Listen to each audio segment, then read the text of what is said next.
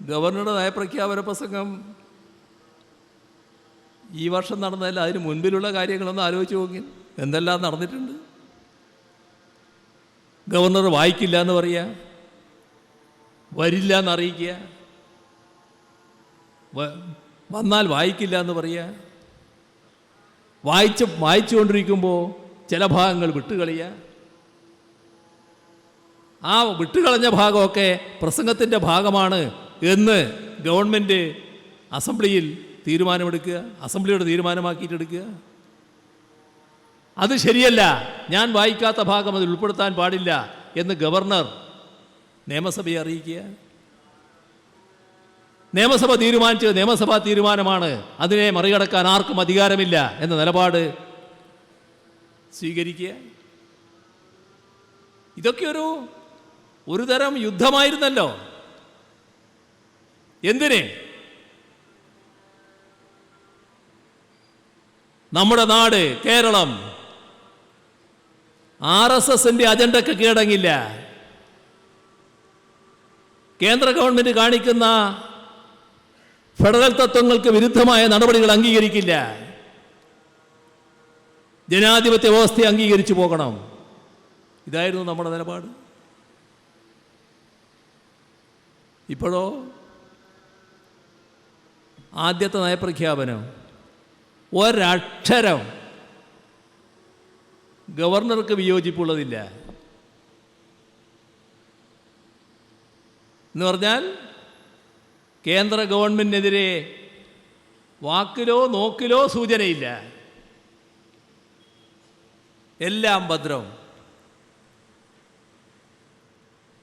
ഗവർണർക്ക് നല്ല സുഖമായിട്ട് വായിക്കാം. എന്താണത് കാണിക്കുന്നത്? പുതിയ ചങ്ങാത്തം. അവിടെ നിന്നോ? കേന്ദ്ര ഗവൺമെൻറ് പല മേഖലകളിൽ സ്വകാര്യവൽക്കരണം പറഞ്ഞിരിക്കുന്നു. അതേ നിലപാട് ഇവിടെയും.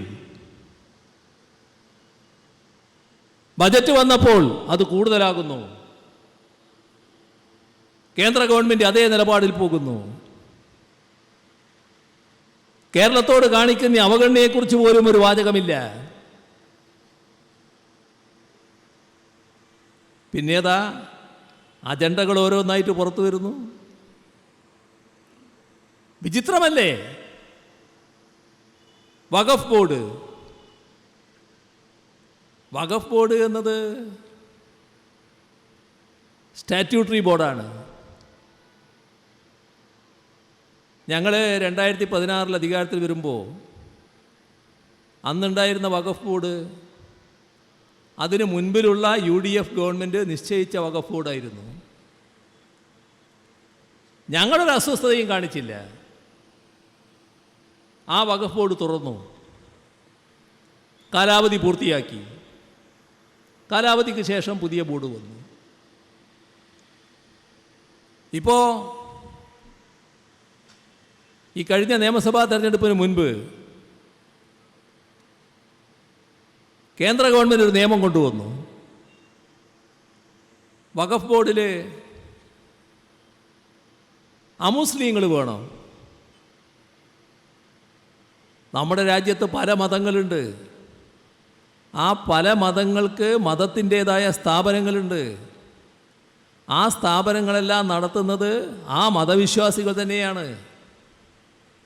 മറ്റേതെങ്കിലും ഒരു മതത്തിൻ്റെ കാര്യത്തിൽ ആ മതത്തിൽ പെടാത്തവർ അവരുടെ ഒരു സ്ഥാപനത്തിൻ്റെ മേലധികാര സ്ഥാനത്തിരുന്ന് ആ സ്ഥാപനത്തെ നിയന്ത്രിക്കുന്ന നിലയില്ല.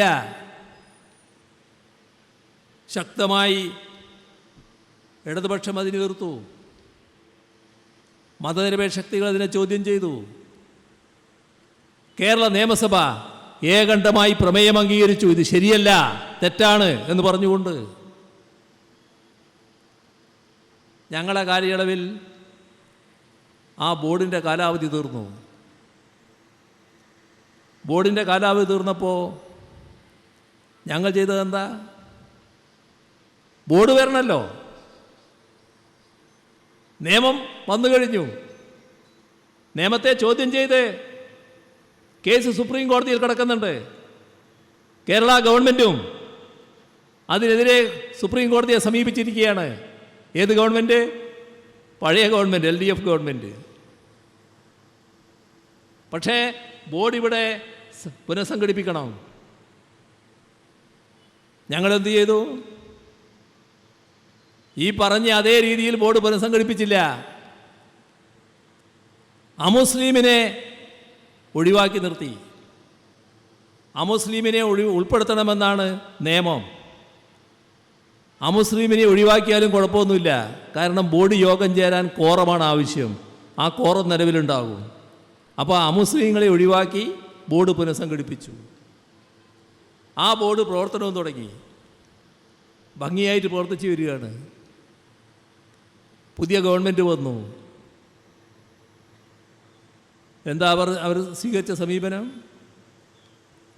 അവർ ഹൈക്കോടതിയിൽ പറയാണ്, ഞങ്ങൾ ഈ പറയുന്ന അമുസ്ലിങ്ങളെ ഉൾപ്പെടുത്തിക്കൊണ്ടുള്ള ബോർഡിന് വേണ്ടിയാണ് നിലകൊള്ളുന്നത്. അമുസ്ലിങ്ങളെ ഉൾപ്പെടുത്താത്തത് ശരിയല്ല.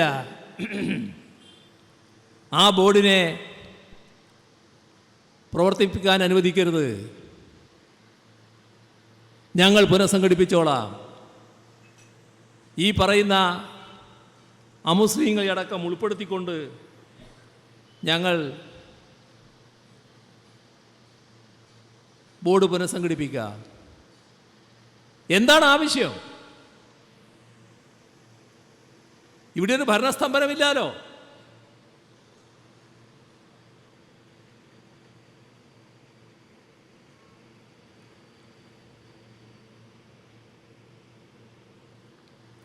ബോർഡ് കൃത്യമായി പോവുകയാണല്ലോ, പ്രവർത്തിച്ചു പോവുകയാണല്ലോ. ഇവരെന്തിന് അങ്ങോട്ട് കയറി പറയുന്നു ഞങ്ങൾ അമുസ്ലിങ്ങളെ ഉൾപ്പെടുത്തിക്കോളാം എന്നെന്തിന് പറയുന്നു? ആരുടെ അജണ്ടയാണത്? ചിലപ്പോൾ ഏതെങ്കിലും ഒരു ലീഗ് വിശ്വാസിയൊക്കെ ഇത് കൂട്ടത്തിലുണ്ടാവും. എന്നാലും ക്ഷമിക്കുക, ലീഗിൻ്റെ മന്ത്രിയാണല്ലോ ഇത് കൈകാര്യം ചെയ്യുന്നത്. ആ മന്ത്രി നേരത്തെ പറഞ്ഞ വാചകങ്ങളുണ്ട്, MLA ആയിരിക്കുമ്പോൾ പറഞ്ഞ വാചകങ്ങൾ. എന്തിനത് മാറ്റുന്നു? ആരുടെ നിർബന്ധം? എന്തേ നിലപാടില്ലാത്തത്? എന്തിന് RSS അജണ്ടയ്ക്ക് കീഴ്പ്പെടുന്നു? കീഴ്പ്പെടൽ മാത്രമല്ല, പാദസേവകരായി മാറുകയല്ലേ. ആ നിലയിലേക്ക് എന്തിന് അധപ്പതിച്ചു? ഇത് വഖഫ് ബോർഡിൻ്റെ കാര്യം.